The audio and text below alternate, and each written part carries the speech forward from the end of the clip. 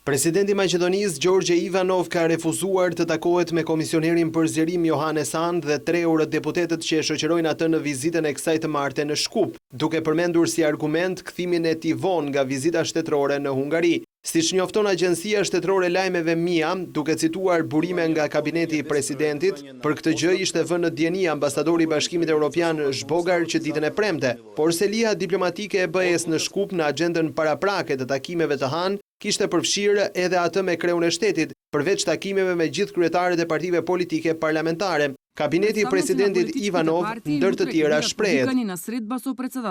Presidenti Ivanov ja ka shprehur qëndrimet e veta komisionerit për zgjerim Hahn në takimin e tyre të fundit më 10 shkurt 2017 dhe ato mbeten të pandryshuara. Ivanov ka qenë dhe mbetet i qartë kur është shprehur se nuk do të ndajë mandat pa hedhjen poshtë të platformës së Tiranës.